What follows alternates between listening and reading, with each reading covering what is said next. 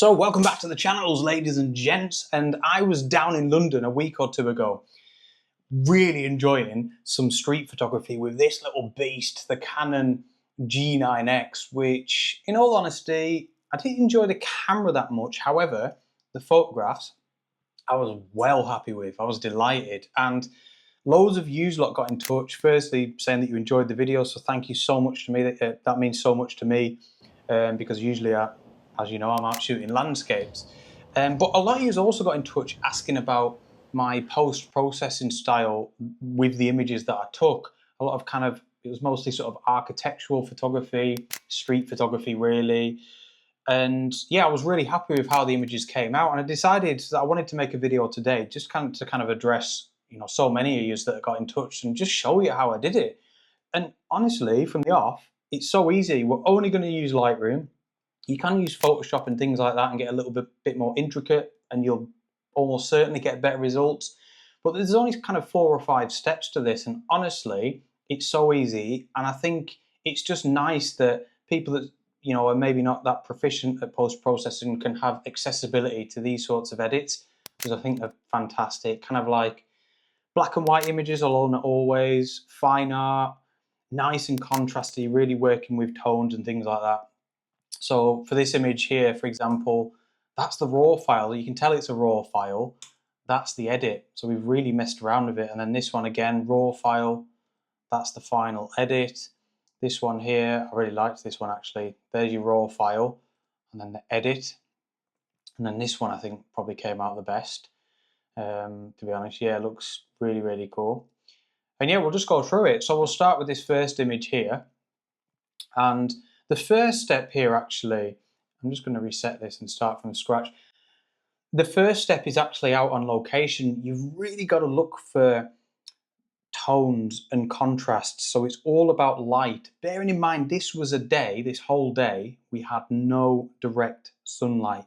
But, and this is a really important sentence for all of photography, no matter what genre, no matter what you're doing, there is always light. I say it all the time and I'm wrong, and photographers always say it, you always hear it. Oh, there's no light today. It's really annoying. There's always light. And I find it even more noticeable when I'm out doing street photography. So look at this scene, for example. Look at the difference in tones and contrasts. Big beam of light up here, reflected. I mean, it's accentuated because of this building. Look at the beautiful tones of light around here. Obviously the road, big strip of light. Look at the reflected light on these banisters, and then it's really dark in between. Then we've got dark sections here, a nice strip of light up there on the left.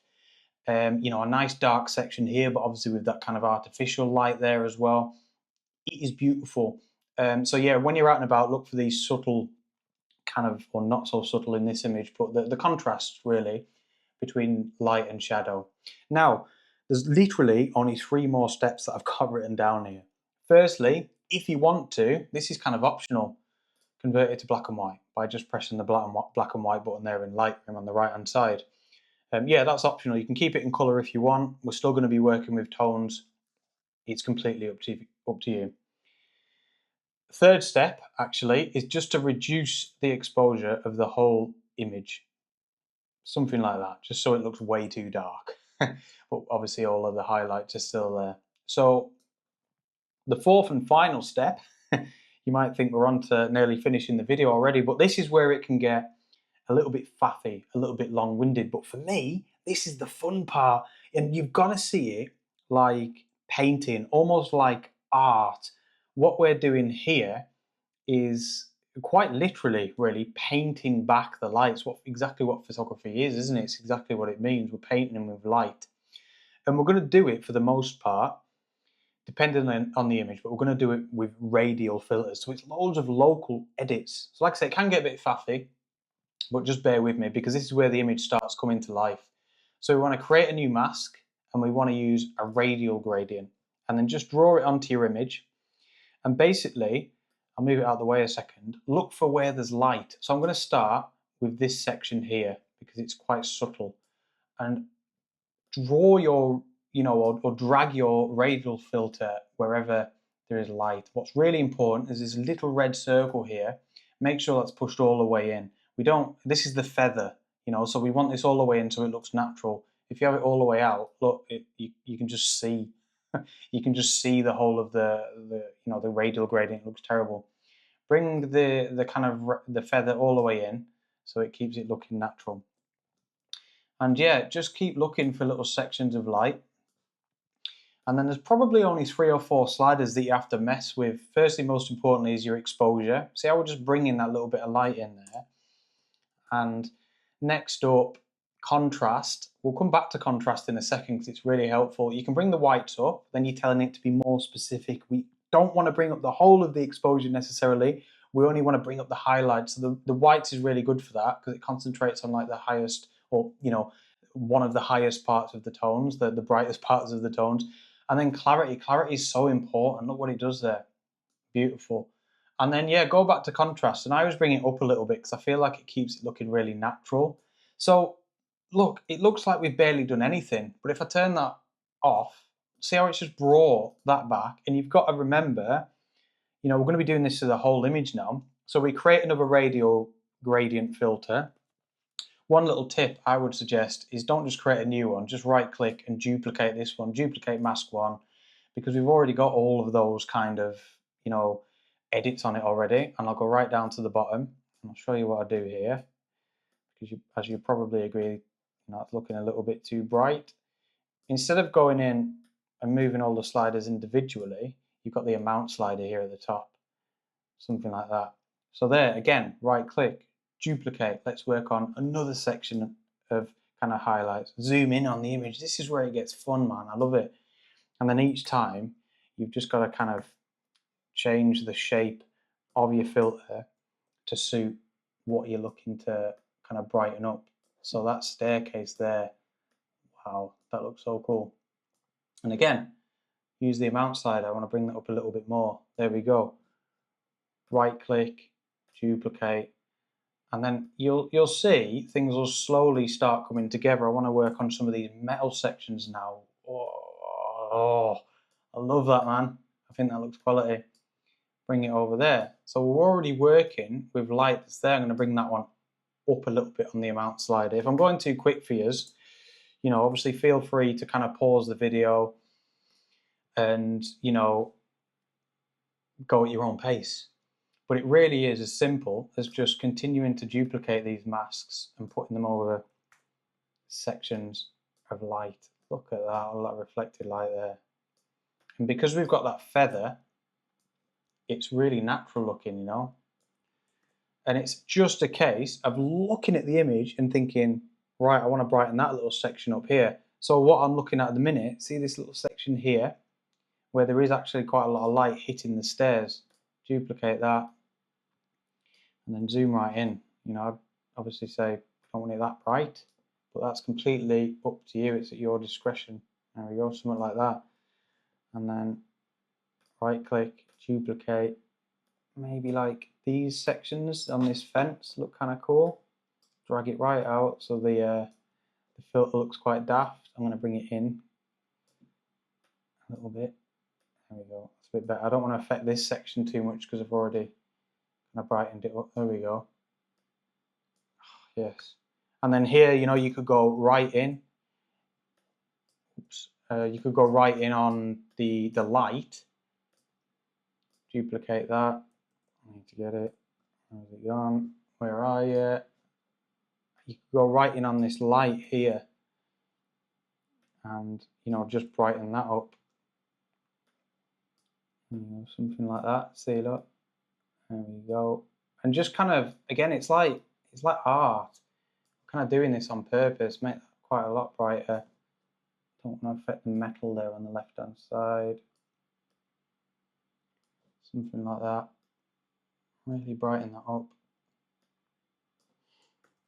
And then, so far, actually, I'll take it off kind of black and white so you can see the difference in colour.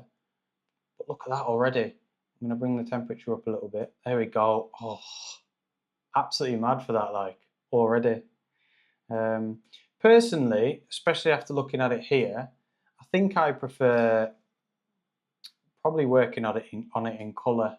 These specific little sections. And then I'm just going to add a fresh one there on the right hand side, bring up all that exposure there.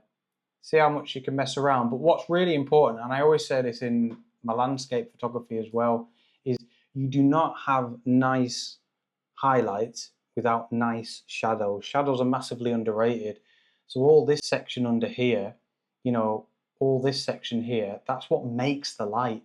Because if it was all bright, if it was just sunlight all in one place like a big square, there wouldn't be any shadows at all, would there? That pole there looks so cool. Just there, it's got some really nice tones on it, and I want to be careful here not to increase any of them beautiful shadows. I'm just going to mess around with the whites, highlights up as well, and then very importantly the clarity. See, the clarity seems to do so much. There we go, upping the exposure up just a little bit. There you go. So far with that image, you know, you can mess around as much as you want. There's probably a lot more radial filters that I want to use, but that is, hang on, that is my before. There's before, that's the raw file, and then look, you're just bringing all of those tones out of it. And then yeah, same with this image. That's the raw file, and then after, again, I'll show you here, look, I've just got all of these different masks in different places, spread around the areas where there's a load of light, just increasing the highlights a little bit. But again, what's important, I'll show you on this image, there's the raw file. What's important is, like I mentioned at the start, I've taken the image with this edit in mind. Look, beautiful section of light there. Obviously beautiful light coming from the artificial lights. Nice section of shadows all the way down here, and we can work with that, you know, with the edit. Same with this image, you know, there's the final edit, but if we go back here, I mean, look at the light coming in the raw file. We've got all of that to work with in post-processing. All of this section here, obviously around the subject where the light's hitting her, coming down here like this, but then again, we've got all of these shadows down here. So it's really like, in a way, kind of going really over the top on, you know, contrasts, if that makes sense. So obviously in real life, this section down here, for example, isn't that dark, and this section here isn't that bright, but we're really going over the top, and that's what brings the kind of atmosphere and, you know, the mood of the photograph. And that's it. Honestly, it's as simple as that. That's those sort of 4 steps. And yeah, raw file completed. It's all about making sure you're noticing the tones when you're out and shooting, getting a decent raw file. Convert into black and white if you want to, although like I said, I quite like working with the color files. And then really it's just about putting a load of those radial filters in there. Have a go at it. It's really fun. It's great to experiment with a different style of post-processing. It's really different for me, but I love the way a lot of the images look. And like I said at the start, a lot of you seem to like it as well. So I really hope that helps. Thank you so much for watching. I hope you enjoyed it, and I'll see you on the next adventure. Out.